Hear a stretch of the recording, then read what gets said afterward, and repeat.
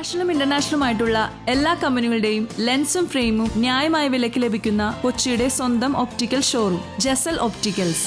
Jesal opticals, opposite TB hospital, Karivelippadi, Kochi. Malinkara Chettikkad കുടിവെള്ള പ്രതിസന്ധി ശാശ്വത പരിഹാരത്തിനായി ജനസമക്ഷം സ്ഥാനാർത്ഥി സംഗമം അധികാരികളോട് ആവശ്യപ്പെട്ടു. മാലിങ്കര ചെട്ടിക്കാട് പ്രദേശങ്ങളിലെ അതിരൂക്ഷമായ കുടിവെള്ളക്ഷാമത്തിന് ശാശ്വതമായ പരിഹാരമുണ്ടാകണമെങ്കിൽ ഇവിടെ കുടിവെള്ള സംഭരണി സ്ഥാപിക്കണമെന്ന് Malinkara association of resident coordination committee സംഘടിപ്പിച്ച ജനസമക്ഷം സ്ഥാനാർത്ഥി സംഗമം അധികൃതരോട് ആവശ്യപ്പെട്ടു. നിയന്ത്രിക്കുന്നതിൽ ഒരു പ്രധാന പങ്ക് വഹിക്കുന്നവരാണ് വടക്കേക്കര പഞ്ചായത്തിലെ ആളുകൾ. അപ്പോൾ അത് നമുക്ക് തീർച്ചയായിട്ടും ആ ഉന്നതി എല്ലാ കാലത്തും നിലനിർത്താൻ കഴിയണം. കോളേജുകൾ, ഇപ്പോൾ സഭയുടെ കീഴിൽ തന്നെയുള്ള കോളേജുകൾ നാലെണ്ണം, ഇവിടെ ഇത് ഹയർ സെക്കൻഡറി സ്കൂളുകൾ, അതുപോലെ എല്ലാം ഉണ്ട്, ഇതെല്ലാം ഉണ്ട്. അപ്പോൾ വിദ്യാഭ്യാസ രംഗത്ത് വളരെ മികവുണ്ട്. പക്ഷേ ചികിത്സാ രംഗത്ത് ആശുപത്രി അത് പോരാമുണ്ട്. ആ കാര്യങ്ങളിൽ ഈ കയറുന്നവരെന്തായാലും തീർച്ചയായിട്ടും കൂടുതൽ മുൻകൈ എടുക്കണം.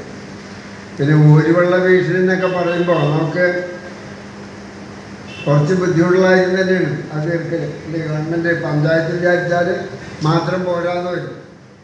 വെള്ളം കയറുന്നത് തടയുന്നതിനാവശ്യമായ സ്ലൂയിസ് കം ബ്രിഡ്ജ് നിർമ്മിക്കണമെന്നും ജനങ്ങൾ ആവശ്യപ്പെട്ടു. നിരവധി വിഷയങ്ങൾ ജനസമക്ഷത്തിൽ അവതരിപ്പിക്കപ്പെട്ടു. തുടർന്ന് മൂത്തകുന്നം HNDP സഭ പ്രസിഡന്റ് KV അനന്തൻ മാസ്റ്റർ ഉദ്ഘാടനം ചെയ്തു.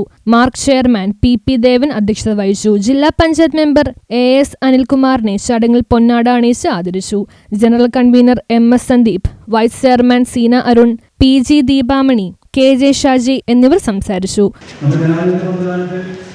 ജനങ്ങളായ ജനമാനമാണ്, അതാണ് നമ്മുടെ ജനാധിപത്യത്തിൽ സങ്കല്പം. പക്ഷെ നമ്മളിന്ന് വരുന്നത് അങ്ങനെയല്ല.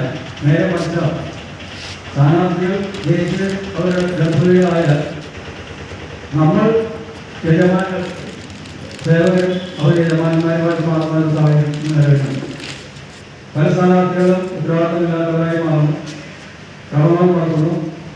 ഓരോ സ്ഥാനാർത്ഥിയും ജനങ്ങൾ വിശ്വാസപ്പെടുത്തുകയും ജില്ലാ ബ്ലോക്ക് വാർഡ് തല സ്ഥാനാർത്ഥികൾ പങ്കെടുത്തു. News bureau, Paravur.